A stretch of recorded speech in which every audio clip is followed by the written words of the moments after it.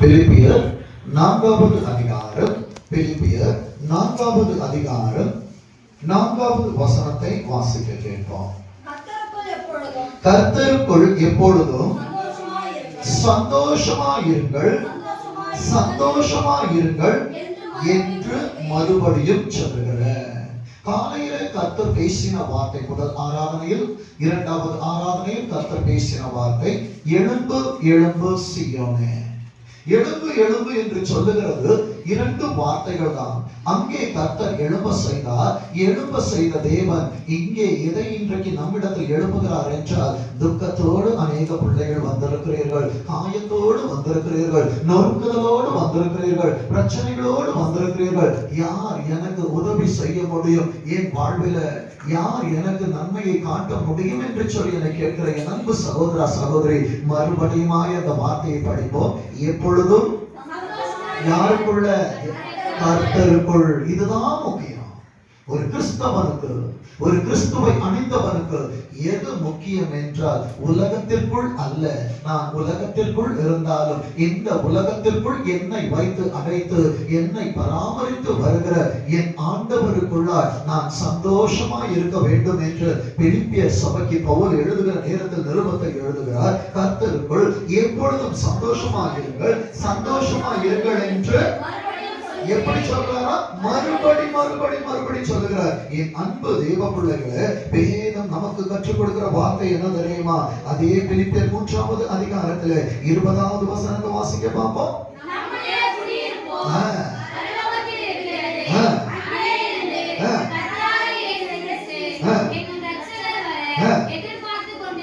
நம்மெல்லாம் எதிர்பார்த்திருக்கிறது 30ஆம் தேதி ஆக போது பாஸ்டர், 1ஆம் தேதி வந்தா சம்பளம் வருவதற்கு நான் எதிர்பார்த்து கொண்டிருக்கிறேன் பாஸ்டர். அப்போ கேட்டா சொல்லுவான், ஆனா எனக்கு பில்லு வந்துருச்சுன்னா அந்த காரியத்தை நான் கொடுத்துடலாம் பாஸ்டர். என் அன்பு தெய்வ பிள்ளைகள், அநேக எதிர்பார்ப்புகள் நமக்கு இருந்தாலும் எரேமியா 29:11 நமக்கு சொல்லிக் கொடுக்கிறது, நீங்கள் எதிர்பார்த்திருக்கிற முடிவை உங்களுக்கு கொடுக்கும்படியா உங்கள் பேரில் நினைத்திருக்கிற நினைவுகளை அறிவை அவைகள் தீமைக்கல்ல. சபையாய் சேர்ந்து சொல்லுங்க, கேட்க தரிசன வார்த்தைகள் அவைகள் தீமைக்கல்ல. நான் எதிர்பார்த்திருப்பது பணத்தை அல்ல, நான் எதிர்பார்த்திருப்பது புகழை அல்ல, நான் எதிர்பார்த்திருப்பது உலகத்தின் ஸ்நேகங்களை அல்ல, நான் எதிர்பார்த்திருப்பது பரலோகத்திலிருந்து ஒரு சத்தம், பரலோகத்திலிருந்து ஒரு வார்த்தை. அந்த வார்த்தை என்னை தேடி வரும் என்றால் சந்தோஷம் என்னை தேடி வந்து கொண்டிருக்கும். என் அன்பு தேவ பிள்ளைகளே, வேதம் சொல்லுகிற வார்த்தையை பாருங்க. அதே அதிகாரத்துல 4வது பிலிப்பியர்ல 13வது வசனத்தை வாசிக்க பார்ப்போம். என்னை பலப்படுத்துகிற. அப்ப எனக்கு பலன் எங்கே இருந்து வருது? எங்க இருந்து வருது? நான் எதிர்பார்த்திருக்கிறதான நம்பிக்கை பரலோகத்தில் இருக்கும் என்றால் எனக்கு ஒத்தாசை வருகிற பர்வதங்களுக்கு நேராக என் கண்களை ஏறெடுக்கிற. எங்க இருந்து ஒத்தாசை வரும்? பார்க்கிற இடம் என்னமோ கரெக்டு தான், ஆனா ஒத்தாசைகள் வர வேண்டும் என்றால் ஆகியாரும் 1வது அதிகாரத்தில் உண்டாக கடவது என்று சொல்லி எல்லாவற்றையும் தன் வாயினால் தன் வார்த்தையினால் உருவாக்கி கொடுத்தாரே, அந்த தெய்வத்திடத்திலிருந்து எனக்கு ஒத்தாசைகள் வர வேண்டும். உன் காலை தள்ளாக ஒட்டார், உன்னை காக்கிறவர் உறங்க. பகலில வெயிலாகிலும் இரவுல நிலவாகிலும் உன்னை சேதப்படுத்தாது. ஏன்? பகலில் நீ கருத்து போயிருவேன்னு சொல்லிட்டு எனக்கு சன்ஸ்கிரீன்லாம் நிறைய போடுறீங்க பாத்தீங்களா? கர்த்தர் மேகத்தினால் உன்னை பாதுகாத்து கொண்டிருக்கிறார். இரவு நேரத்துல என்னுடைய ஸ்கின் சுருங்கி போக கூடாதுன்னு நிறைய கிரீமை யூஸ் பண்றீங்களா? அக்கினி பதிலா இருக்கிறார். ஒரு தேவ பிள்ளைக்கு கர்த்தருடைய பலன் இருக்கும் என்றால் சரீரத்திலே ஒரு கேடு வராது. என் அன்பு தேவ பிள்ளையே, வேதம் சொல்லுகிறது, என்னை பலப்படுத்துகிற கிறிஸ்துவனால இதை செய்வா அதை செய்வன்னு ஏசப்பா சொல்லி இருக்கிறாங்களா? எல்லாவற்றையும். ஏன் எல்லாவற்றையும் அவர் எனக்கு செய்ய பலன் தருகிறார் என்றால், அப்போ அடுத்த சபைக்கு ஒரு நிருபத்தை எழுதுகிறார். கொலோசிய சபைக்கு அவர் நிருபத்தை எழுதுகிறதான நேரத்தில் கொலோசியர் 1ஆம் அதிகாரத்துல 16வது வசனத்தை வாசிக்க பார்ப்போம். ஏனென்றால் கர்த்தருக்குள் மகிழ்ச்சியா ஏன் இருக்கணும் தெரியுமா? ஏசப்பாக்குள்ள என்னெல்லாம் இருக்கு பாருங்க. சகலமும் சொல்லுங்க, சகலமும் சிருஷ்டிக்கப்பட்டது. அப்ப இந்த உலகம் ஏசப்பாக்குள்ள ஒரு அங்கம். நம்ம இந்த உலகத்தையே பிடிச்சு தொங்கிக்கிட்டு இருக்கிறோமே, இன்னும் அநேக ஆசீர்வாதங்கள் உண்டல்லவா. ஒருவர் சீக்கிரமா எடுத்து வாசிங்க. யோபு 23வது அதிகாரம் 14வது வசனம். நாங்கள் இந்த 3வது ஆராதனைக்கு பயணப்பட்டு வந்து கொண்டிருக்கிற நேரத்தில் கர்த்தர் எங்களுக்கு முன்பாக ஒரு வாகனத்தில் காண்பித்த வார்த்தை இதுதான். வாசிங்க பாப்போம். யோபு 23:14. எனக்கு குறித்திருக்கிறதை, என்ன தெரியுமா, மார்க் பண்ணி இருக்கிறாங்க ஏசப்பா.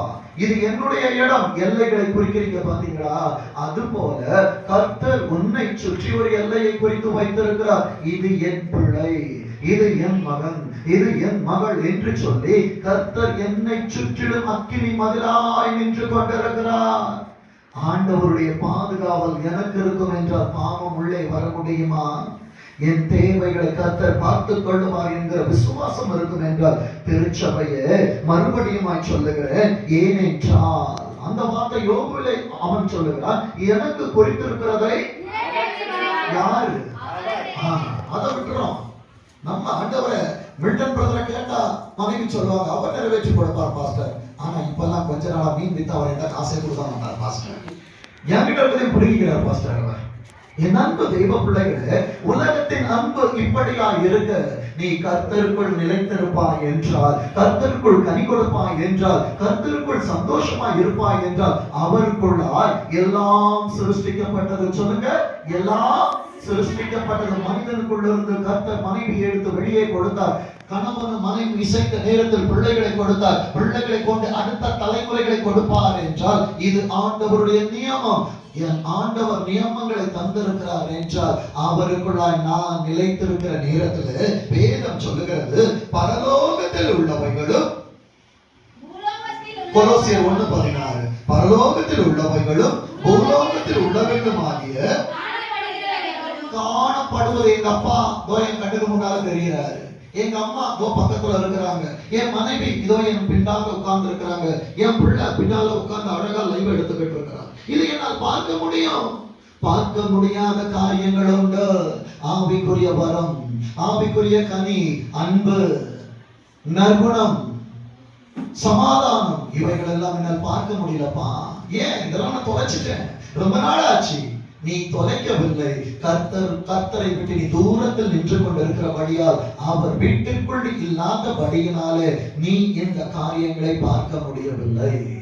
இன்றைக்கு ஏசப்பா கிட்ட வந்து பாருங்களேன், நோவாவின் பேழைக்குள்ள வந்து பாருங்களேன். இன்றைக்கு கர்த்தர் இந்த திருச்சபைக்குள்ள உன்னை வைத்து இந்த வார்த்தை கேட்க வைத்திருக்கிறார் என்றால் நீ இழந்து போன எல்லா காரியத்தை கர்த்தர் உன் கரத்திலே மறுபடியும் தருவார். வேதம் சொல்லுகிறது பாருங்க, வாசிங்க. பரலோகத்தில் உள்ளவைகளும் பூலோகத்தில் உள்ளவைகளும் ஆகிய காணப்படுகிறவைகளும் காணப்படாதவைகளுமான சகல வஸ்துக்கள் என்பது ஆசீர்வாதங்கள்.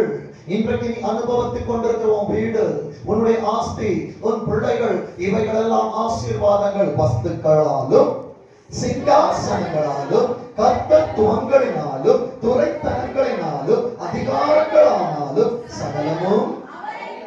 அப்படி படிச்சா புரியா? சகலமும் சொல்லுங்க. எல்லாம் நீ எதை கேட்டாலும் அவருக்குள்ளதான் இருக்குது. சகலமும் அவரை கொண்டும் அவருக்கென்றும். இந்த பூமியை அவருக்காக தான் சிருஷ்டித்தார். இவ்வளவு பெரிய பூமி, அதுல ஒரு 400 ஸ்கொயர் ஃபீட் வீடு, அதை ஒருத்தன் எடுக்க வந்தா விடுவோமா?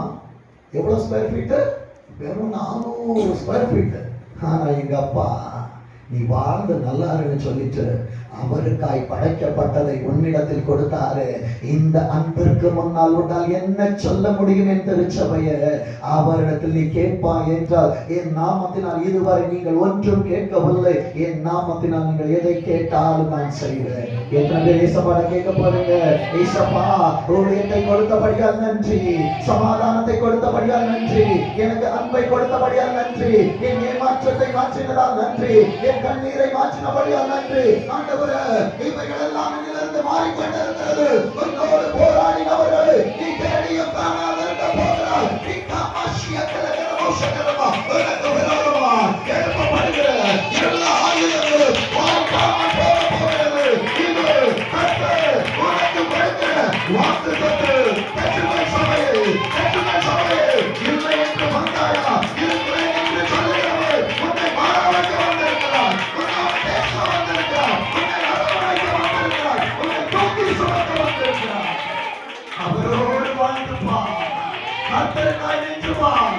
கர்த்தருக்குள்ளாய் வாழ பழகிப்பார். அன்பு தேவ பிள்ளையே, வேதம் சொல்லுகிற வார்த்தை என்ன தெரியுமா? 17வது வசனத்தை வாசிங்க.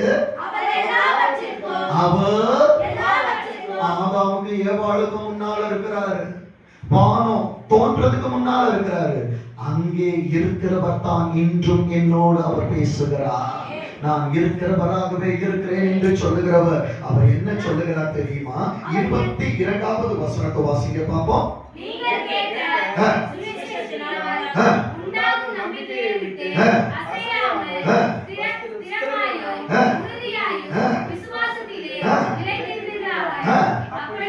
எப்படி இருக்கணுமா? ஏசப்பா கிட்ட ரேஷன் கடையில 2000 ரூபாய் கொடுக்குறாங்க.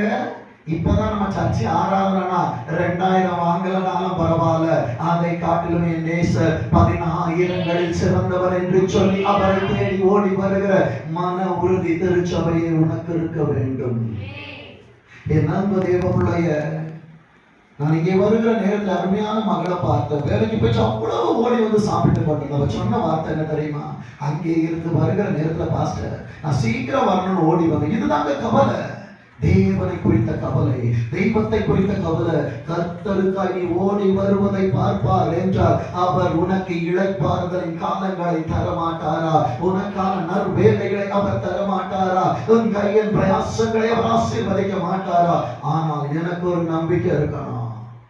ஏசப்பாவை நான் காத்திருக்க வைக்க மாட்டேன், நான் ஏசப்பாக்காக காத்திருப்பேன்.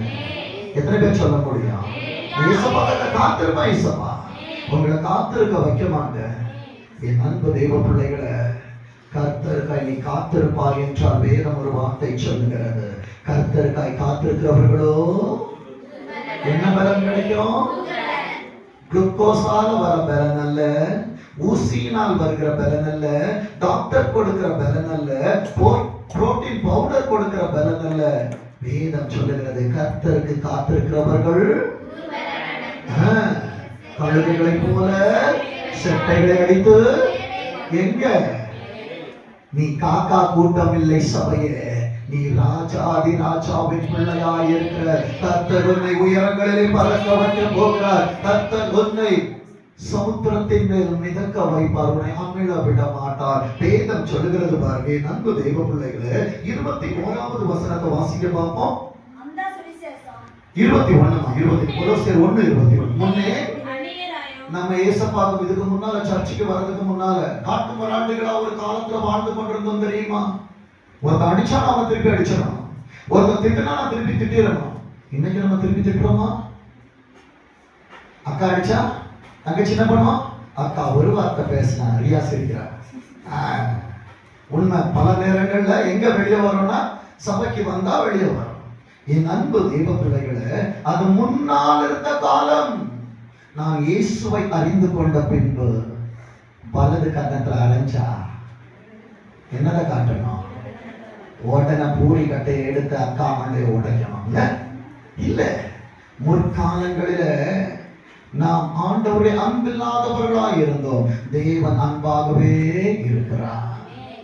தன் முகத்தில காரி துப்பினவர்களை பார்த்து சொன்னார், பிதாவே இவர்களுக்கு மன்னியும், தாங்கள் செய்வது தெரியாம செய்யறாங்கப்பா. ஏன்னா தான் பிள்ளை இவ்வளவு கஷ்டப்படும் போது அப்பாவுக்கு எவ்வளவு கோபம் வரும். உலகத்தை அவர் அழித்து விடக் கூடாது என்பதற்காக கடைசி நேரத்திலும் அவர் கெஞ்சினார். என் அன்பு தெய்வ பிள்ளையே, இன்றைக்கு ஆண்டவரிடத்தில் நீ காரியங்களை கேட்டுக் கொண்டிருப்பாய் என்றார் என் வேதம் சொல்லுகிறது. முன்னே அந்நியராயும் துர்க்கிரியைகளினால் மனதிலே மனசளவுல கூட ஏசப்பாவுக்கு சத்துருவாயிடக்கூடாது.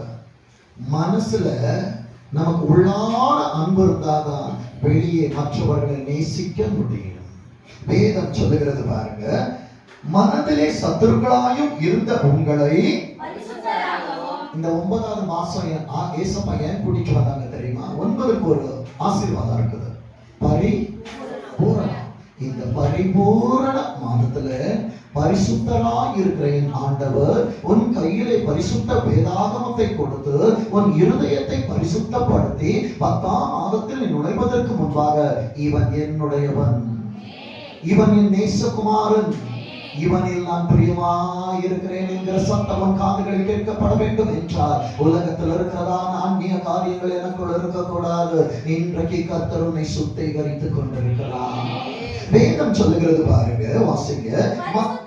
பரிசுத்தராகவும், ஏசப்பா நான் தப்பு செஞ்சுட்டேன், ஏசப்பா நான் பாவம் செஞ்சுட்டேன், ஏசப்பா நான் தெரியாம பேசிட்டேன்.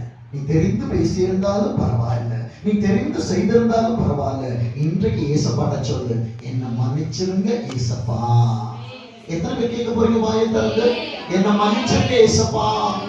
உங்க அன்பை விட்டு உலக அன்பை தேடிச்சேன் ஏசப்பா. உங்க பிரசன்னத்தை விட்டு நான் வெளியே போயிட்டேன் ஏசப்பா. உங்க தோட்டத்தை விட்டு நான் வெளியே போயிட்டேன் ஏசப்பா. ஆண்டவரே, இனி உங்க அன்பை விட்டு நான் போக மாட்டேன்ப்பா. நான் வந்துட்டேன், என் மனைவியை கொண்டு வந்துட்டேன், என் பிள்ளைகளை கூட்டி வந்துட்டேன். யோசுவாவின் அனுபவத்துல இப்ப என்னால சொல்ல முடியும், நானும் என் வீட்டாருமோ வென்றான், நானும் என் வீட்டாருமோ வென்றான். கொஞ்சம் சந்தோஷமா ரெண்டு கையை தூக்கி சந்தோஷமா சத்தமா சொல்லுங்க பாப்போம், நானும் என் வீட்டாருமோ வென்றான். என் அன்பு தேவ பிள்ளைய, இதுக்காக தானே ஏசப்பா நம்ம கிட்ட பேசிக்கிட்டு இருக்கிறாங்க. வேதம் சொல்லுகிற வார்த்தையை பாருங்க,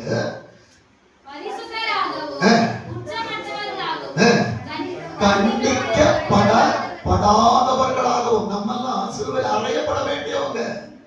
ஆனா உன்னை என்னைய காப்பாற்ற பார சிலுவை அவர் ஏற்றுக்கொண்டபடியினாலே இன்றைக்கு நிறைய பேர்ல கழுத்துல சிலுவடாலாம் போட்டு வந்திருக்கிறோம். அந்த சிலுவை எவ்வளவு வெற்றி தெரியுமா? அவர் அன்றைக்கு அந்த பாரத்தை சுமந்தபடியினாலே இன்றைக்கு நீ வெகுவாய் சுமந்து கொண்டிருக்கிறாய். அன்றைக்கு சிலுவையின் பேர் எனக்கு அவமானம். ஆனால் என் ஆண்டவருடைய பாதங்கள் அதில் பட்ட நேரத்தில், என் ஆண்டவருடைய கைகள் அதில் பட்ட நேரத்தில், என் ஆண்டவரின் சிரசு அதிலே படுக்கப்பட்ட நேரத்தில் அவமான சின்னம் இன்றைக்கு அடையாளமாய் மாறி இருக்கிறது. யூதர்களின் காலத்துல ஒருவன் சிலுவையில் அறையப்படுகிறான் என்றால் அது அவமானம். ஏசப்பா என்னைக்கு சிலுவை டேஸ்ட் பண்ணாரோ, இன்னைக்கு பாருங்களேன், ஒவ்வொரு கிறிஸ்தவம் வீட்டுல நீங்க போய் பார்த்தாலும் ஒரு சில்வர் டாலர் வச்சிருப்பாங்க. கல்யாணத்துல பாருங்களேன், ஒரு சில்வர் டாலர் அப்பா பிள்ளைக்கு தருவாங்க. ஏன் தெரியுமா? அது அவமானம் அல்ல, என் ஆண்டவர் அவமானம் அல்ல, என் ஆண்டவருடைய சமூகம் அவமானம் அல்ல.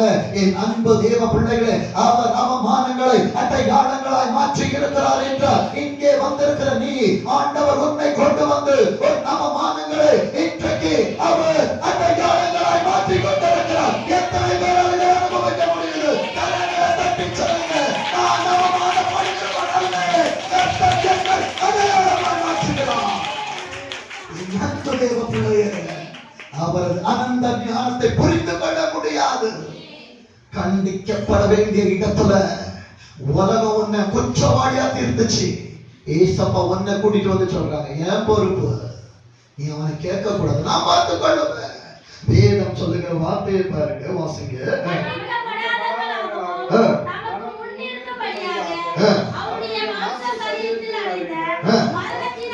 மரணத்தினாலே அவர் அன்றைக்கு மரித்தார், நான் ஜீவனோடு பேசிக் கொண்டிருக்கிறேன். அவர் அன்றைக்கு உயிர்த்தார், நான் மரித்தாலும் உயிரடைவேன் என்கிற நம்பிக்கையை எனக்கு தந்திருக்கிறார். எத்தனை பேருக்கு நான் சொல்றது புரியுது? அன்றைக்கு அவர் மரித்தார், நான் ஜீவனோடு இருக்கிறேன். அன்றைக்கு அவர் உயிரோடு எழும்பினார், நான் மரித்தாலும் உயிரோடு எழும்புவேன். இதுதாங்க நம்பிக்கை. என் அன்பு தேவ பிள்ளையே, வேதம் சொல்லுகிறது, இந்த நம்பிக்கை உன்னிடத்தில் இருக்கும் என்றார். 24வது வசனத்தை வாசிக்க பார்ப்போம். எப்பொழுது? இப்பொழுது நான் ஏசப்பா நிமித்தமாய் பாடுகளை சுமந்து கொண்டிருக்கிறாயா? உங்கள் பேரில் பொய்யான சொற்களை சொல்வார்கள் என்றால் நீங்கள் பாக்கியவான்களாய் இருப்பீர்கள். எத்தனை பேருக்கு பாக்கியவான் ஆகணும்? கை வராது. எத்தனை பேருக்கு பாக்கியவதி ஆகணும்? அப்ப என்ன பண்ணுவாங்க தெரியுமா? உங்க பேர்ல பொய்யான சொல்லுவாங்க, உன் பேரை டேமேஜ் பண்ணுவாங்க. ஏன் பைபிள் வாசிக்கிறேன்னு பைபிள் வாசிக்க விட மாட்டாங்க. இது எல்லாம் நடந்தாலும் கிறிஸ்துவின் அன்பை விட்டு என்னை பிரிப்பவன் யார்? எத்தனை பேரால் சொல்ல முடிய? சத்தமா சொல்லுங்க, கிறிஸ்துவே. இவ்வளவுதான் நம்ம சவுண்டா. ஒரு குழாயில நம்ம குடத்தை வைக்கும் போது பக்கத்து வீட்டுல இருந்து வந்து அந்த குடத்தை எடுத்து அவங்க குடத்தை வச்சா ஒரு சத்தம் வரும் பார்த்துருக்கிறீங்களா?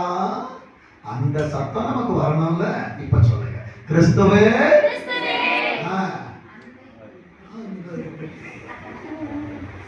இத பார்த்தா சாத்தா ஆனா அவன் சிரிச்சுக்கல இருப்பான். ஏசப்பா சந்தோஷப்படணும்னா சந்தோஷமா சொல்லுங்க, கிறிஸ்துவை நண்பகத்தை என்னை பறிப்பவன் யார்? சொல்லுங்க, ஆமென். அப்புறம் சொல்லுங்க. இப்ப நீங்க சத்தமா சொல்லுங்க, யாரும் என்ன பிரிக்க முடியாது. மரணமோ நாசமோசமோ உயர்வோ தாழ்வோ, இது எப்ப சொன்னது கேட்டது ஞாபகம் இருக்குங்க? நல்ல ஒரு கையில என் கையை இந்த பாவி மனுஷன் பிடிச்சு கொடுத்தப்பதான் கேட்டது. இன்றைக்கு பாஸ்டர் மறுபடியும் அதை ஞாபகப்படுத்துகிறார். பாஸ்டர், அன்னைக்கு நீங்க இதை சொல்லாம இருந்திருந்தீங்கன்னா இன்றைக்கு சுயாதீனமா உள்ள வந்திருக்கிறேன். இதை சொல்லாமல் இருந்திருப்பீர்கள் என்றால் அநேக நிம்மதி இல்லாமல் இருந்திருப்போம். நிறைய பேர் என்ன நினைக்கிறோம் தெரியுமா? இந்த கணவன் எனக்கு சரியானவர் அல்ல, இந்த மனைவி எனக்கு சரியானவள் அல்ல நினைக்கிறீங்க. என் அன்பு தெய்வ பிள்ளைய, உன்கிட்டையும் 5 ஆசீர்வாதம் இருக்கு, உன் கணவன் கிட்டையும் 5 ஆசீர்வாதம் இருக்கு. உன்கிட்ட இருக்குது, அவர்கிட்ட இருக்கு. அதனால மகிமை என்ன இருக்கு சொல்லுங்க பார்ப்போம். கணவன் கிட்ட கோபம் இருக்கு, உன்கிட்ட பொறுமை இருக்கு, அவர்கிட்ட நெருப்பு இருக்கு, உன்கிட்ட தண்ணி இருக்கு. இப்ப வாழ்க்கை ஸ்மூத்தா போகுமா போகாதா? இப்ப நான் கேட்கறதுக்கு பதில் சொல்லுங்க. ஏன் எதிரும் புதிருமாய் கர்த்தர் வைத்தா? ஏன் இணையாத அநேக காரியங்கள் ஆண்டவர் ஏன் ஆண்டவரை அனுமதித்து இன்றைக்கு என் வாழ்க்கையில் என் மனைவியை கர்த்தர் அனுமதிக்காமல் இருப்பார் என்றால் நான் எங்கேயாவது ஒரு கோர்ட்ல போய் நின்றுட்டு என்னுடைய சுவாபத்துக்கு ஜட்ஜ் ஐயா எனக்கு இங்க ஒரு டைவர்ஸ் வாங்கி கொடுத்துருங்க ஐயா. என் அன்பு தெய்வ பிள்ளைகளை, உன் வழிகள் எத்தனை பேருக்கு நான் சொல்றது புரியுது? என்கிட்ட இருக்கிற சந்தோஷம் அவகிட்ட சந்தோஷம் இருக்கா? சந்தோஷத்தோட சந்தோஷத்தை வச்சு நாங்க என்ன பண்ண போறோம்? ஒன்றும் பண்ண முடியாது. நான் துக்கமா இருக்கிற நேரத்தில் அவள் சந்தோஷம் எனக்கு ஆறுதலா இருக்கணும். அவள் அழுது கொண்டிருக்கிறதான நேரத்தில் என் கைகள் அவள் கண்ணீரை தாங்குகிறதா இருக்கும். அதனால எதிரும் புதிரமா தான் இசப்பா வச்சிருப்பாங்க. ரெண்டும் ஜாடியா இருந்துச்சுன்னா மூடி யாருங்க போடுறது? அதனாலதான் அநேக குடும்பங்களுக்குள்ள நிம்மதிகள் இல்லை. அநேகர் அங்கும் இங்கும் ஓடி தெரிகிறாங்க. ஜாடிக்கு ஏற்ற மூடி வந்தாதான், அந்த மூடியால் குடும்பம் என்கிறதான ஜாடியை மூடி வைத்தால்தான் உள்ளே பிள்ளைகள் சந்தோஷமாயிருப்பார்கள். எத்தனை பேருக்கு நான் சொல்றது போது? அன்பு தெய்வ பிள்ளைய, வேதம் சொல்லுகிற வார்த்தையை பாருங்க, வாசிங்க.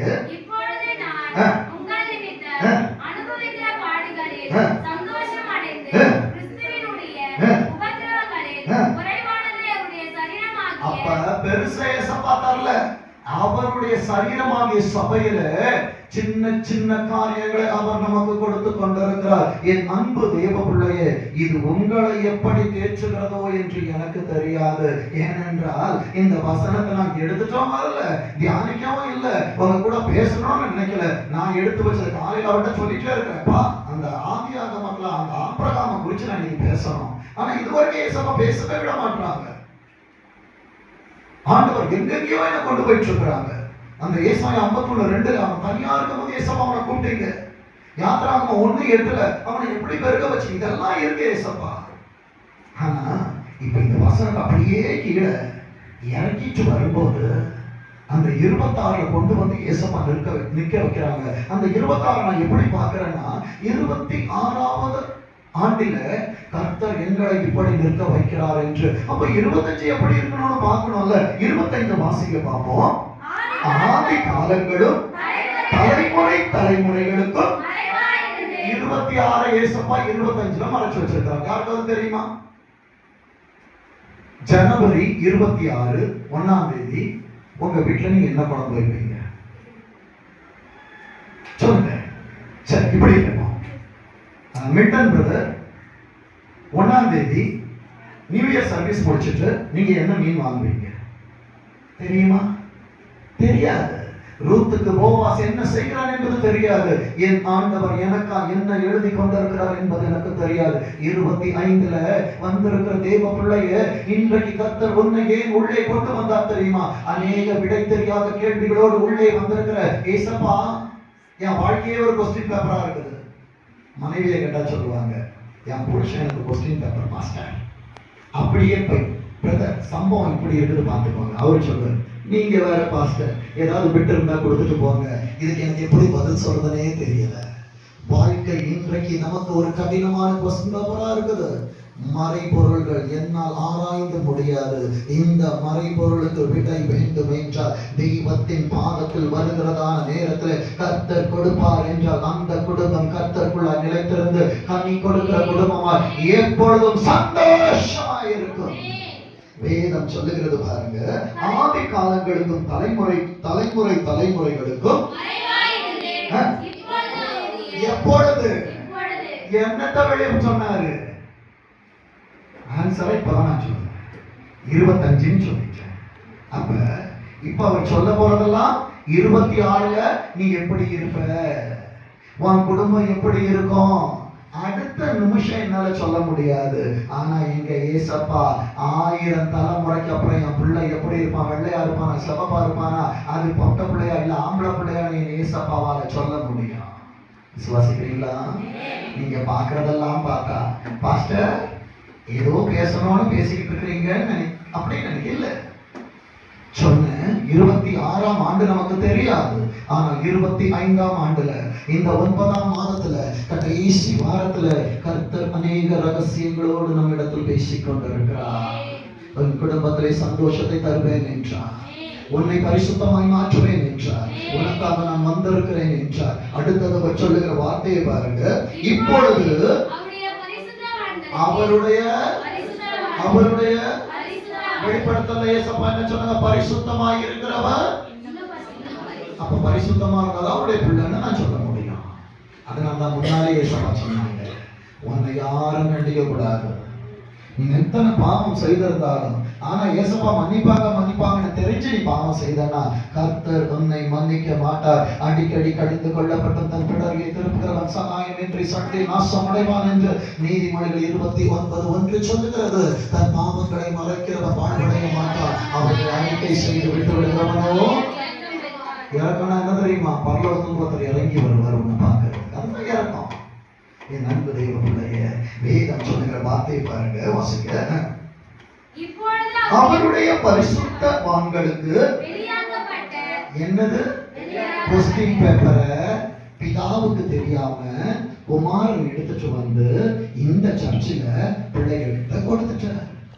அப்பா அடுத்த வருஷம் இப்படிதான் இருக்கும். ஆன்சர் என்ன தெரியுமா? உன் கையில வச்சிருக்கிற 66 ஆகமம் இருக்கிறது அல்லவா? உன் வாழ்க்கையில எந்த கொஸ்டின் வந்தாலும் உள்ள போய் உட்கார்ந்து படிச்சு பாரு. கர்த்தர் அங்கே உனக்கு பதிலை வைத்திருக்கிறார். இப்ப சொல்லுங்க, என் ஆண்டவரே, என் கையில் இருக்கிற வேதத்தை நான் தூக்கி சுமப்பேன் ஆண்டவரே, இதை நான் அள்ளி தழுவுவேன் ஆண்டவரே. எனக்கு ஞானத்தில் குறை இருக்கிறது என்றால் யாக்கோபு 1வது அதிகாரத்தை போய் பாருங்க. புத்தியுள்ள மனைவி எப்படி ஒரு கணவன் புகழுவான்? நீதிமொழிகள் 1வது அதிகாரத்தை போய் பாருங்க. நீதிமொழிகள் 31வது அதிகாரத்தை பாருங்க. ஏன் 31வது அதிகாரம்?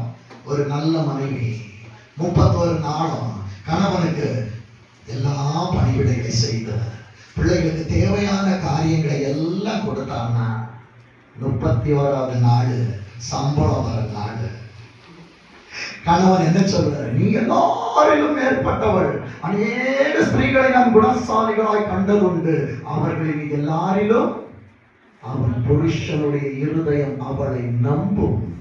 பிள்ளைகள் எழும்பி அவளை பாக்கியவதி என்பார்கள். என் அன்பு தேவ பிள்ளைகளை, மனைவி கணவனை பார்த்து சொல்லுவா. என்ன சொல்லுவாங்க தெரியுமா? சங்கீதம் 128ல, இதோ கர்த்தருக்கு பயப்படுகிற மனுஷன் இவ்விதமாக ஆசீர்வதிக்கப்படுவான். நீதிமொழிகள் 14:1, புத்தியுள்ள ஸ்திரீ இல்லாதவர் இடிக்கிறது ஈஸி, கட்டுறது கஷ்டம். தேவ சமூகத்திற்கு எந்த வேலை இருந்தாலும் தன் கணவனை ஆயத்தப்படுத்தி, தன் பிள்ளைகளை ஆயத்தப்படுத்தி தேவ சமூகத்தில் உட்கார வைக்கிற மகளே, நீ கோடா கோடியாய் பெறுவாய். இது கர்த்தருடைய ஆசீர்வாதம். கணவனுடைய வேலை எங்க இருக்கு தெரியுமா? அவர் வெளியே மீன் விற்க போவாரு, வெளியே மார்க்கெட்டுக்கு போவாரு. ஆனால் உன் எல்லைக்குள்ள இருக்கிற காரியத்தை பார்த்து பராமரிப்பது என் அன்பு மகளை உன்மேல் விழுந்த கடமை. பையன் எங்க போயிட்டு வரான், பிள்ளை யாரோட பேசிக்கிட்டு இருக்கிறா, அப்பா அம்மால பார்க்க முடியாது. அம்மாவே, என் அருமை தாயே, நீ அவர்கள் மேல் கண்ணோக்கமா இருக்கணும். கண்ணோக்கமா இருந்தால் தான் உன் தலைமுறைகளை உன்னால் பாதுகாக்க முடியும். என் அன்பு தேவ பிள்ளையே, இப்போ இந்த 28 ஏசப்பா சொல்றாங்க, ரகசியமாகிய என்ன வசனம்? பாஸ்டரை நிக்க வச்சு பேச வச்சுன்னா அவருடைய வசனம் பயங்கரமா இருக்கும். நல்லா கவிதை பாடுவார். வாலிபத்துல மனைவி பின்னால இருக்கிற கேட்டா சொல்லுவா. ஒரு டைரி எழுதி பெருசா வச்சிருக்கான். என் பிள்ளைகள் எடுத்து ஒழிச்சு வச்சிருக்கிறாங்க என்ன கிண்டல் பண்றதுக்கு. ஆனால் என் அன்பு தேவ பிள்ளையே, அது ரகசியம் அல்ல. உண்மையான ரகசியம் என்ன தெரியுமா? 66 ஆகமங்களுக்குள்ள என் பிள்ளைகளை நான் வளர்க்கிறேன் என்றால் அதுதான் தெய்வம் எனக்கு தந்த ரகசியத்திற்குள்ள என் பிள்ளைகளை நான் வளர்ப்பதற்கு அடையாளம். என் அன்பு தெய்வ பிள்ளைய, ரகசியத்தை ஆண்டவர் இந்த நாளில் சொல்லி தந்துட்டாங்க. ஆண்டவருடைய வேத வசனங்களை நீ சுமப்பாய் என்றால் 26வது வசனத்தை வாசிங்க பார்ப்போம். யார் நிமித்தமா? வேத வசனத்திலே நீ நிலைத்திருப்பாய் என்றால், வேதம் உன் குடும்பத்தில் இருக்கும் என்றால், வேதம் உன் தொழிலில் இருக்கும் என்றால், வேதம் உன் கரங்களில் தவழும் என்றால், வேதமே உன் வாழ்க்கை ஆகும் என்றால், வேதம் சொல்லுகிறது, உங்கள் பொருட்டு தேவனால் எனக்கு அழைக்கப்பட்ட ஏசப்பா கிட்ட எனக்கும் மனைவிக்கு இதுதான் இன்னைக்கு குற்றச்சாட்டு. ஏப்பா, எனக்கு வேலை கொடுத்தது நீங்க தானா? உலகத்துல எனக்கு வேலை இருக்குது. அப்பாயின்மெண்ட் லெட்டர் 2016 அடிச்சு கொடுத்தீங்க. இன்னைக்கு வரைக்கும் போயிட்டு இருக்கிறேன். ஆனா இந்த ஊழியம் என்கிற அப்பாயின்மெண்ட் லெட்டர் இருக்கு பாத்தீங்களா? ஆரோனை போல் அழைக்கப்பட்டால் ஒழிய ஒருவனாலும் இந்த கனமான ஊழியத்திற்கு தானாய் வர முடியாது. கனம் என்ற 2 அர்த்தம். நம்ம சொல்ற ரெஸ்பெக்ட் நினைக்கிறோம், இல்ல பாரம். ஒரு குடும்பத்தை சுமக்கிற உங்களுக்கு கணவன், மனைவி, பிள்ளைகள், அவ்வளவுதான். ஆனா குடும்பங்களை தூக்கி சுமக்கிற ஆவிக்குரிய பெற்றோருக்கு எத்தனை பாரங்கள் இருக்கிறது என்று சொல்லி என்றைக்காவது யோசிச்சு நீங்க நினைக்கிறீங்க அது பாருங்க, அது கனம், இந்த கனமான ஊழியம். இந்த கனத்தை வெளியிருந்து பார்த்தா லோத்து பார்த்தது போல சோவருக்கு போற வழி ஏசப்பாவுடைய தோட்டத்தை போலதான் இருக்கும். கிட்ட போனதான் தெரியும் உள்ள இருக்கிற மனுஷர்கள் காட்டு மிராண்டிகளாய் அவர்கள் தேவ பயம் இல்லாமல் இருக்கிறார்கள் என்று சொல்லி. என் அன்பு தேவ பிள்ளைகளை, இன்னைக்கு எத்தனை பேர் சொல்ல முடியும்? என் ஊழியக்கார அப்பாவுக்காக நான் ஜெபிக்கிறேன்ப்பா, என் ஊழியக்கார அம்மாவுக்காக நான் ஜெபிக்கிறேன்ப்பா. நிறைய பேரை பார்த்தா நான் என் பாஸ்டர் போய் ஜெபிக்கணும், நீங்க அப்படி என்ன பாஸ்டர் எனக்கு பண்ணீங்க அப்படிதான். எத்தனை பேர் ஜெபிக்க போறீங்க? தாழ்மையாய் கேட்கிறான். ஒவ்வொரு ஊழியக்காரருக்காக ஜெபிங்க, ஒவ்வொரு பரிசுத்தவான்களுக்காக ஜெபிங்க, ஒவ்வொரு திருச்சபைகளுக்காக ஜெபிங்க, சத்தியத்தில் இருக்கிற சபைக்காக ஜெபிங்க, வசனம் பெருக ஜெபிங்க, சாத்தானின் ஆளுமைகள் பெருக கூடாது என்பதற்காக ஜெபிங்க. இப்ப 2 கையை உயர்த்தி சொல்லுங்க, அப்பா எங்களுக்கு கொடுத்த ஆவிக்குரிய தாய் தகப்பனுக்காய் நாங்கள் ஜெபிக்க போகிறோம் ஆண்டவரே. ஒரு நாளிலே அவர்கள் சுகத்திற்காக நாங்கள் ஜெபிப்போம் ஆண்டவரே. இன்னும் வார்த்தைகள் அவர்கள் மூலமா எங்களுக்கு, எங்கள் குடும்பங்களுக்கு வெளிப்படணும். என் அன்பு தெய்வமுடைய, உங்க அப்பாவையோ அம்மாவையோ தெருவில் போற யாராவது ஒருத்தர் ஒரு வார்த்தை சொன்னா விட்டுருவீங்களா? அந்த பைபிள் தெரியும், எது தெரிஞ்சாலும் சரி. அவர்கள் தவறாய் பேசுவார்கள் என்றால் அங்கேயே பதில் சொல்லிடுவீங்க.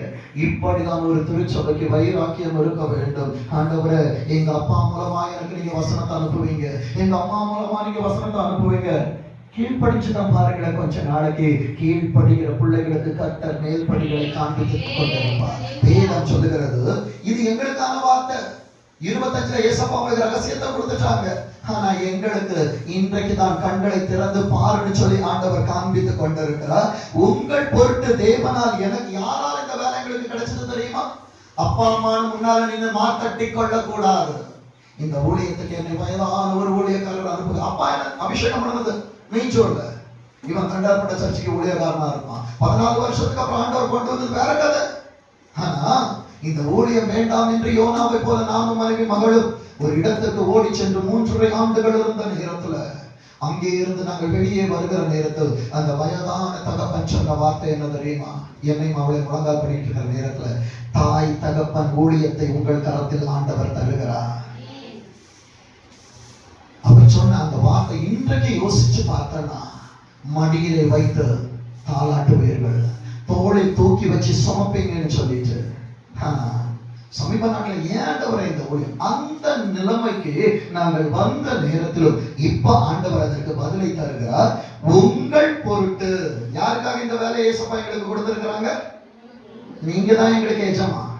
நீங்கள் எங்களுக்கு படி அளக்கவில்லை என்றால் எங்களால் அநேக காரியங்களை செய்ய முடியாது. நாங்கள் சில நேரத்தில் ஆவிக்குரிய தாய் தகப்பனாய் நின்றாலும் அநேக நேரத்தில் கர்த்தர் நிமித்தமாய் உங்களுக்கு வேலைக்காரர்களாய் நின்று கொண்டிருக்கிறோம். வேதம் சொல்லுகிறது பாருங்க, உங்கள் பொருட்டு தேவனால் எனக்கு தனிப்பட்ட விதத்துல இயேசுவா பேசுறாங்க. என் மனைவிட்ட பாய்லாம் பேசாதீங்க, நிறைய நிலப்படுத்துவா. நிறைய நேரத்துல பேசமா மறிச்சிட்டாங்களா, ஏன் துக்கமா இருக்கிறீங்க கேட்பா. ஆனாலும் நமக்கு தான் ஒரு அது என்ன சொல்றது, எல்லாருக்கிட்டையும் தாழ்மையை காமிப்போம். எங்க வீரத்தை காட்டுவோம் சொல்லுங்க பார்ப்போம். நிறைய பேர் சிரிக்கிறாங்க. அப்ப என் வீட்டை போலதான் எல்லா வீடும் இருக்குது. யார்கிட்ட வீரத்தை காட்டுவாங்க? வெளியே எலியா இருக்கிற புருஷன் உள்ளே வந்தால் புலியாய் மாறுவான். எங்கே? குடும்பத்தில். என் அன்பு தேவ பிள்ளைகளை, வேதம் சொல்லுகிற வார்த்தையை பாருங்க, அளிக்கப்பட்ட உத்தியோகத்தின்படியே இதுதான் எனக்கான பதில். 26ல இன்னும் அநேக சபைகளை கர்த்தர் ஸ்தாபிக்க பலன் தருவார். உள்ளே ஒரு பட்டறையை வைத்து ஆண்டவர் இன்றைக்கு அநேக பிள்ளைகளை பட்டை தீட்டிக் கொண்டிருக்கிறார் அவரது ராஜ்யத்தின் வேலையை செய்வதற்காக. என் அன்பு தேவ பிள்ளைகளை, மறுபடியுமாய் சொல்லுகிற இவைகள் உங்களுக்கு வேண்டும் என்றால் கொலோசியர் 2வது அதிகாரத்திற்கு நேராக உள்ளவாங்க. இப்ப அப்பா யாருன்னு பார்த்தாச்சு, அம்மா யாருன்னு பார்த்தாச்சு, ஏன் ஆண்டவர்களை இங்கே கொண்டு வந்து உங்களை வழி நடத்துகிறார் என்று பார்த்தாச்சு. இனி அடுத்தது திருச்சபை செய்ய வேண்டியதான காரியம் என்ன தெரியுமா? என் அன்பு தேவ பிள்ளைகளை, வேதம் சொல்லுகிறது பாருங்க, 4வது வசனத்தை வாசிங்க. நய வசனிப்பினாலே உங்களை வஞ்சியாதபடி இதை சொல்லுகிற. உங்க பாஸ்டர் சொல்றது கரெக்டா? ஜெபிச்சாலும் ஆசீர்வாதம் வராது.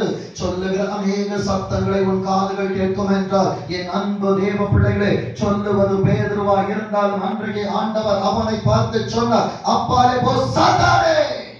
அவன் கூட இருக்கிறது யாரா இருந்தாலும் சரி, பைபிளுக்கு அகைன்ஸ்டா ஒரு காரியத்தை சொல்லுகிறார்கள் என்றால் நீ அவர்களை பார்த்து சொல்லணும், அப்பாலே போ சாத்தானே, இல்லனா நீ சாத்தானாயிருவ.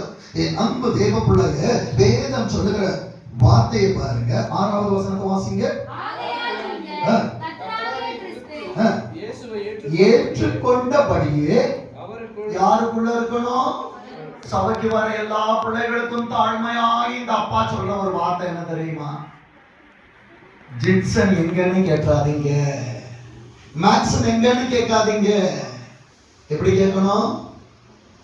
பாஸ்டரின் தேவன் எங்க, எலியாவின் தேவன் எங்க, எங்க அம்மாவுடைய தேவன் எங்க.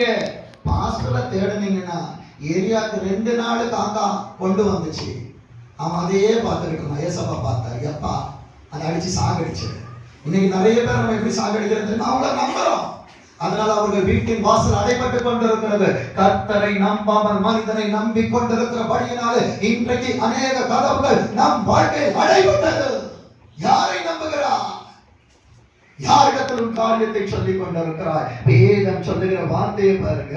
என் அன்பு தேவ பிள்ளைகளே, ஆகையால் நீங்கள் கர்த்தராகிய கிறிஸ்து இயேசுவை ஏற்றுக்கொண்டபடியே யாருக்குள்ள வேறுபடணும்?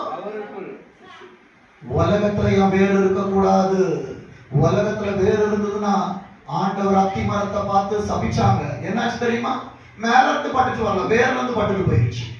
என் அன்பு தேவ பிள்ளைகளே, இன்றைக்கு உன்னை பட்டு போக ஆண்டவர் கொண்டு வரவில்லை, உன் வாழ்க்கையை ஆசீர்வாதமாக கர்த்தர் கொண்டு வந்தார். வேதம் சொல்லுகிற வார்த்தையை பாருங்க, வாசிங்க.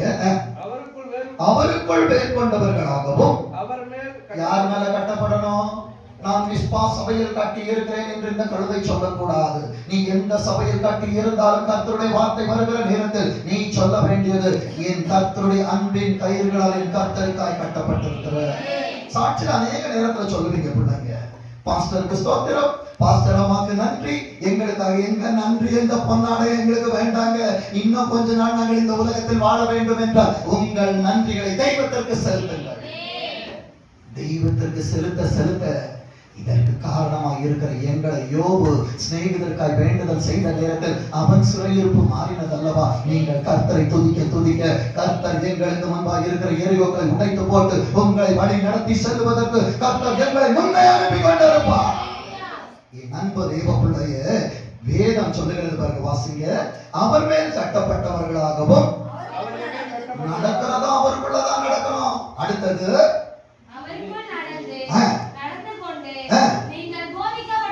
அப்ப உங்க அப்பா என்ன வார்த்தை சொல்றாரோ அதான் கேட்கணும்.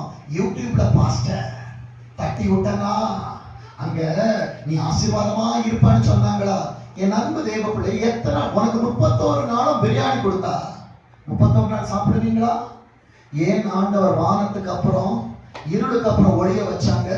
எல்லாம் மாறி மாறி வந்தாதான் வாழ்க்கை நல்லா இருக்கும். இசிஜி எடுத்த அனுபவம் எத்தனை பேருக்கு இருக்கு? இசிஜி மிஷினை வச்சா ஒரு கிராஃப் ஓடும். அது எப்படி ஓடும்? மேலேயும் போடும், கீழே. இதுதான் வாழ்க்கை. இருதயத்திலே உயர்வு தாழ்வை கர்த்தர் வைத்திருக்கிறார் என்றால் உன் வாழ்க்கையும் மேலும் கீழும் ஓடி கொண்டிருந்தால் உன் வாழ்க்கை அழகுள்ளதா இருக்கும். இல்ல ஆண்டவரே, எனக்கு சமவெளி வேணும். அந்த மிஷின்ல ஒரு லைன் நேரா வந்துருச்சுன்னா வாழ்க்கை என்னது? மூக்குல 2 பஞ்சு, பாஸ்டருக்கு ஒரு போனு, ஒரு ஃப்ரீசர் பெட்டி. பரலோகமே என் தஞ்சமே, நீ ஏற்கனவே பார்த்துட்ட, என்னால போய் பார்த்துட்டு வாங்க. என் அன்பு தேவ பிள்ளைகளை, கர்த்தர் சில நேரங்களில் எனக்கு உயர்வை கொடுத்தாலும் அவரை ஆராதிக்கணும். என்னை தாழ கொண்டு போனாலும் அவரை விழுந்து நான் வணங்க வேண்டும். என் அன்பு தேவ பிள்ளைகளே, உயரங்களை பார்த்தாலும் சரி, தாழ்வை பார்த்தாலும் சரி, அவர் உயரங்களிலிருந்து உன்னை ஆசீர்வதிப்பார். உன் தாழ்ந்த நிலையிலிருந்தும் கர்த்தரை நோக்கி பார்ப்பார். வேதம் சொல்லுகிற வார்த்தையை பாருங்க. நீங்கள் போதிக்கப்பட்டபடியே எதுல உறுதிப்படணும்?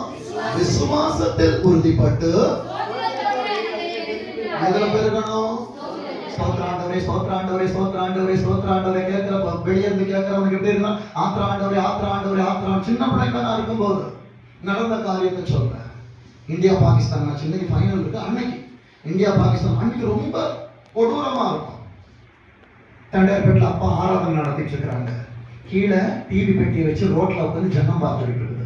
இவர் மேல உட்காந்துட்டு ஸ்தோத்திரம் ஸ்தோத்திரம் ஸ்தோத்திரம் ஸ்தோத்திரம் ஸ்தோத்திரம். கீழே இருந்து மேல கொஞ்சம் பழைய சதத்தை தூக்கி மேல விட்டவன் கீழே இருந்து கேட்கறான், யோ நாங்க இங்க உட்காந்து டிவி பார்த்துட்டு இருக்கோம், நீ தோத்திரம் தோத்திரம் தோத்திரம் தோத்திரம்ன்ற. இங்க சச்சின் டெண்டுல்கர் அவுட் ஆயிட்டாரு, அதுக்கப்புறம் அசாருதீன் அவுட் ஆயிட்டு இருக்காரு, நீ கொஞ்சம் தோத்திரத்தை நிறுத்து, இந்தியா ஜெயிச்சிடும்.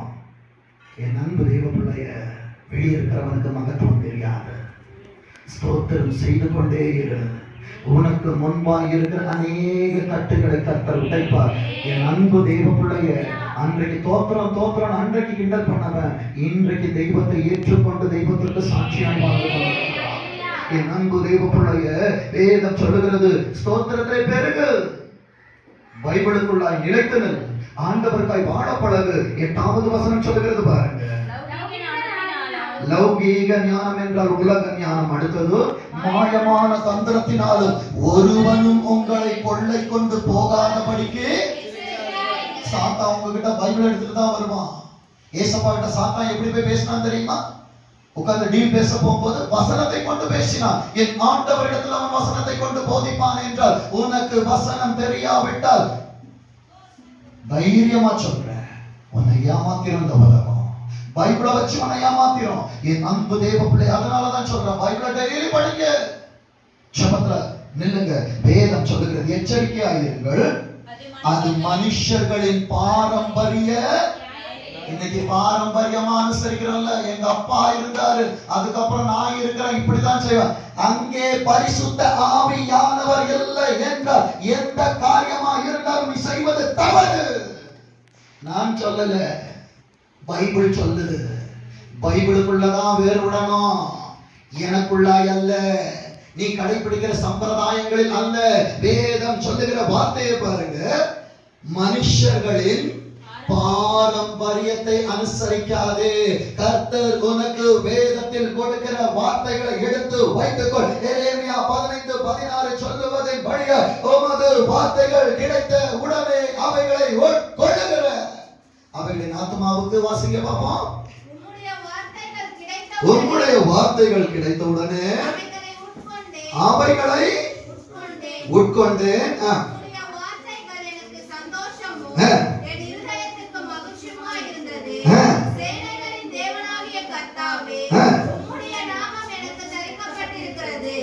ஏசப்பாவுடைய வார்த்தை உள்ள போச்சுன்னா ஆபிரமாய் இருக்கிற நீ ஆபிரகாமாய் மாறிவிடுவாய்.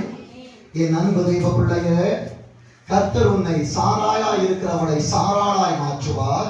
எத்தனா இருக்கிற உன்னை கர்த்தர் இஸ்ரவேலாக்குவார். இப்போ வார்த்தை சொல்லுகிறது பாருங்க, உங்களை கொள்ளை போகாதபடிக்கு எச்சரிக்கையாயிருங்கள். அது மனுஷர்களின் பாரம்பரிய நியாயத்தையும் என்ன வழிபாடு, சிலை வழிபாடு கர்த்தருக்கு விரோதமான பகை. தேவ தூதர்களை ஆராதிப்பது கர்த்தருக்கு பிடிக்காதது. தேவனோடு வாழ்ந்த அப்போஸ்தலர்களை சிலையாய் வைத்து நான் வழிபடுவேன் என்றால் அது ஆண்டவருக்கு பிடிக்காதது. மரியாதை நான் தெய்வமாய் ஆராதிப்பேன் என்றால் தெய்வத்திற்கு பிடிக்காதது. வேதம் சொல்லுகிறது, என் மகிமையை நான் வேறு ஒருவனுக்கும் அப்ப அம்மாவுக்கு கொடுத்துருவாரா? கூட இருந்ததான அப்போஸ்தலர்களுக்கு கூட அவர்களும் மனிதர்கள் தான். அவர்கள் மதிப்பிற்குரியவர்கள், ஆராதனைக்குரியவர்கள் அல்ல. இன்றைக்கு தெய்வத்தை ஆராதிக்காமல் எதை ஆராதித்துக் கொண்டிருக்கிறார்? தெய்வத்தை ஆராதிக்காமல் ஆண்டவர் ஆவியாய் இருக்கிறார். அவருக்கு உருவம் கிடையாது. அன்பு தெய்வ பிள்ளை, கூப்பிட்ட எல்லாத்திலும் வீசுகிற தேவன், கல்லோ மண்ணோ. வேதம் சொல்லுகிற வார்த்தை பாரம்பரிய நியாயத்தையும் நீ ஏசப்பாவை பத்தி பேசலனா, ஆவியானவர் அறிக்கை பண்ணலனா, குமாரனை அறிக்கை பண்ண முடியாது. குமாரனை அறிக்கை பண்ணவில்லை என்றால் பிதாவினிடத்தில் சேர முடியாது. பிதாவினிடத்தில் உனக்கு அன்பில்லை என்றால் பரலோகத்தின் வாசல் உனக்கு திறக்காது. பரலோகத்தின் வாசல்கள் உனக்கு திறக்க வேண்டும் என்றால் நீ அவரோடு இருக்கணும். என் அன்பு தேவ பிள்ளைகளே, நீ ஏசப்பாவோட இருந்தா ஏசப்பா உனக்கு என்ன பண்ணுவாங்க தெரியுமா? கொலோசியர் 2வது அதிகாரத்துல 14வது வசனத்தை வாசிங்க பாப்போம். நமக்கு எதிரடையா நிறைய காரியத்தை சத்துரு கொண்டு வருவான். வேதம் சொல்லுது, யோசுவாவோ வென்றான், அழுக்கு வஸ்திரம் தரித்தவனாய் தேவனுக்கு முன்பாய் நின்று கொண்டிருந்தான். அவனுக்கு விரோதம் செய்யும்படியா சத்ரு அவனுக்கு வலது வாரசத்திலே வந்து நின்றான். அப்ப நீ பரலோகத்துக்கு போனீங்கன்னா நீ செய்யற தப்ப ஆண்டவரே, அவர்கள் சத்திய சபைக்கு போவது ஒரு வேஷம், வெளியவர்கள் ஒரு வேஷம் இல்லைங்க. கர்த்தர் உனக்கு சத்தியத்தை தெரிவித்துக் கொண்டிருக்கிறார் என்றால் மனிதனை பிரியப்படுத்தாது, சூழ்நிலைகளை பிரியப்படுத்தாது.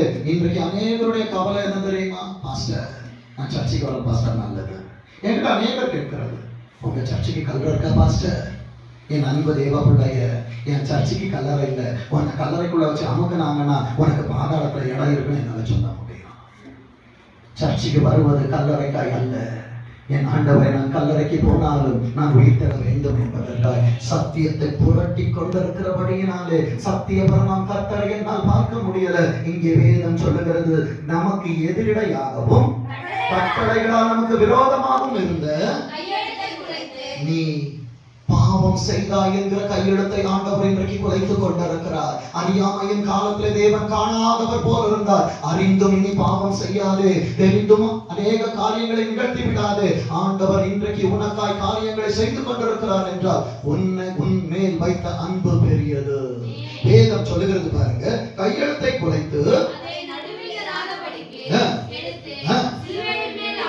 அவர் தொங்கின இடத்துல உன் பாவத்தை வச்சு அவர் கையால் இன்றைக்கு ஆணி அடித்துக் கொண்டிருக்கிறார். அடுத்தது துரைத்தனைகளையும் அதிகாரங்களை முறிந்து கொண்டு வெளியரங்கமான கோலமாகி அவைகளின் மேல் சிறுமையில வெற்றி சிறந்தார். இப்ப சொல்லு, நான் பாவத்திற்கு அடிமையானவன் அல்ல, நான் பாவத்திற்கு மறித்து நீதிக்கு பிழைத்து இந்த ஆராதனையிலே ஆண்டவருக்குரியவனாய் மாறி இருக்கிறேன்.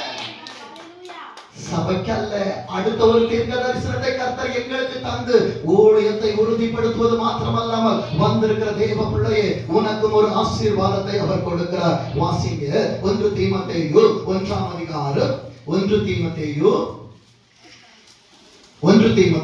1ஆம் அதிகாரம் 11, 12, 13 வாசிங்க பார்ப்போம். நித்தியானந்த தேவனுடைய மகிமையான சுவிசேஷத்தின்படி எனக்கு ஒப்புவிக்கப்பட்டிருக்கிற ஆரோக்கியமான உபதேசத்திற்கு. நல்லா கவனிக்க. இந்த உபதேசம் வரும்போது இது தப்புன்னு சொல்லுகிற அநேக யூதாசுகள் வருவார்கள், சன்பல்லாத்துகள் வருவார்கள், தொபியாக்கள் வருவாங்க. ஜாக்கிரதை சபையே. வேதம் சொல்லுகிறது பாருங்க, வாசிங்க. எனக்கு ஒப்புவிக்கப்பட்டிருக்கிற ஆரோக்கியமான உபதேசத்திற்கு எதிரடையாக இருக்கிற விரோதமாக விதிக்கப்பட்டிருக்கிறது. அடுத்த வார்த்தை. முதல்ல ஏசப்பா இந்த சத்தியத்தை எப்படி தொடங்கினாங்க? என்னை பலப்படுத்துகிற கிறிஸ்துவினால பலனை கொடுத்தாரா? இங்க சொல்றாரு பாருங்க, என்னை பலப்படுத்துகிற நம்முடைய கர்த்தராகிய இயேசு கிறிஸ்து. நம்ம அவர் எப்படி என்றாரு? நம்ம சொல்றதெல்லாம் பொய் தான் சொல்லிக்கிட்டே இருக்க வேண்டிய பாஸ்டர். கேட்டா ஜெபிக்கிறேன் பாஸ்டர், பைபிள் வாசிக்கிறேன் பாஸ்டர். அவருக்கு என்ன தெரிய போகுது? அவருக்கு தெரியாது. உலகமெங்கிலும் சுற்றி பார்த்து கொண்டிருக்கிற தேவனுடைய கண்கள் என்னை பார்த்து கொண்டிருக்கிறதா? வேதம் சொல்லுகிறது, என்னை பலப்படுத்துகிற நம்முடைய கர்த்தராகிய இயேசு கிறிஸ்து என்னை உண்மை உள்ளவன் என்று எண்ணி இனிமேல இந்த வாயில இருந்து அவருக்கு எதிரியா பேசினா வாயிலே குத்துவாருங்க சபை. இது எங்களால் உண்டானது அல்ல, கர்த்தருடைய ஈவு. அடுத்த வார்த்தை சொல்லுகிறது, முன்னே. இது என்னுடைய வாழ்க்கை. பாஸ்டர் உண்மையை ஒத்துக்கணும். வார்த்தை சொல்லுது, முன்னே நான் தூஷிக்கிறவனும் துன்பப்படுத்துகிறவனும் கொடுமை செய்கிறவனுமாக இருந்த ஏசப்பா நன்மை செஞ்சிருந்தோம். ஏசப்பா கைவிட்டாரா? ஏன் எல்லாம் ஊழியத்துக்கு கூட்டிட்டு வந்தீங்க? ஏசப்பா உங்களுக்கு கண் இல்லையா? உங்களுக்கு காது இல்லையா? ஆண்டவரே என் பிதாக்களை கொன்ன நல்லவன் அல்ல. ஏசப்பா என்ன கொண்டு போயிருந்தா நாம் மறிச்சு 2 மாசம் ஆயிருக்கோம்.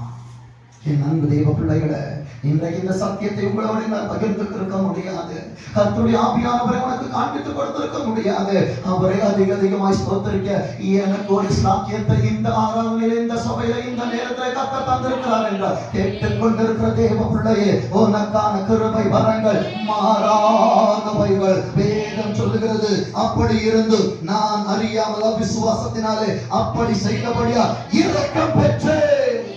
அவர் இரக்கத்தில் ஐஸ்வர்ய சம்மணம் உள்ளவர். இன்றைக்கு அநேக வாக்கு தத்தங்களை நமக்கு தந்து நம்மை ஆசீர்வதித்துக் கொண்டிருக்கிறார். எத்தனை பேர் விசுவாசிக்கிறீங்க?